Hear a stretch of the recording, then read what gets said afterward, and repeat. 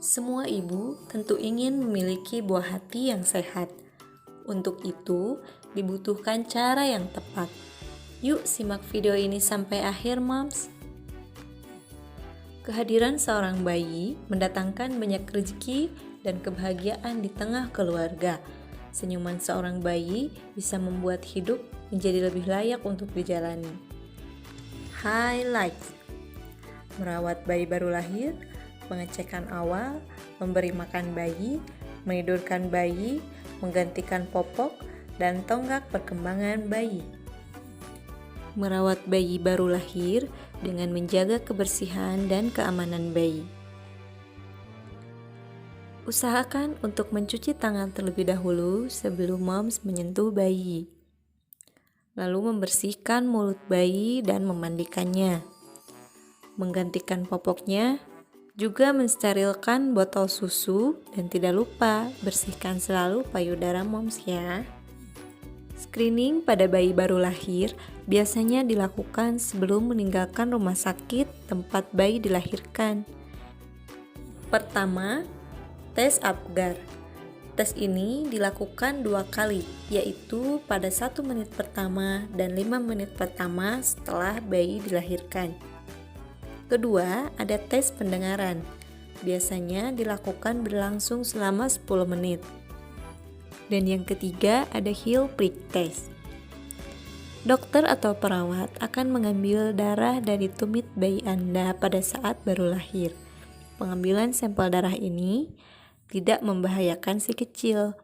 Pengambilan sampel darah ini dilakukan untuk menguji apakah si kecil memiliki kelainan bawaan lahir atau tidak.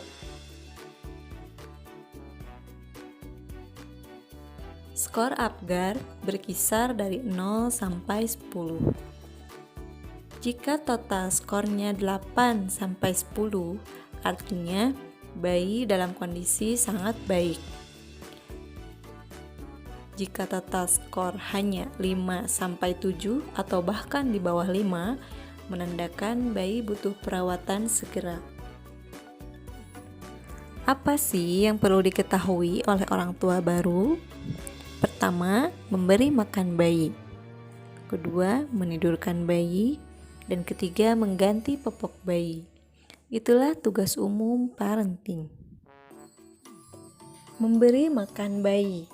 Selama 6 bulan penuh, moms harusnya memberikan ASI eksklusif tanpa makanan dan minuman tambahan. Bagaimana cara memberikan ASI pada bayi?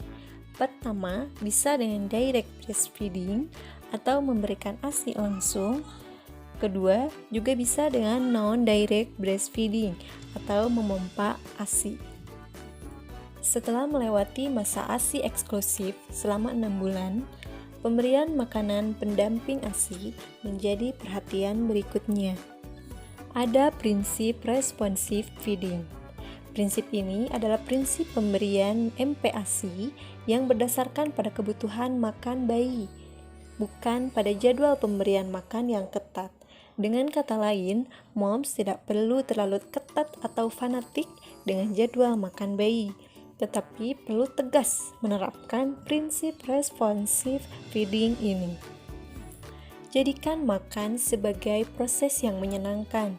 Selalu ajak si kecil berkomunikasi saat makan, memberikan senyuman, serta kata-kata yang menyemangati, dan lakukan kontak mata.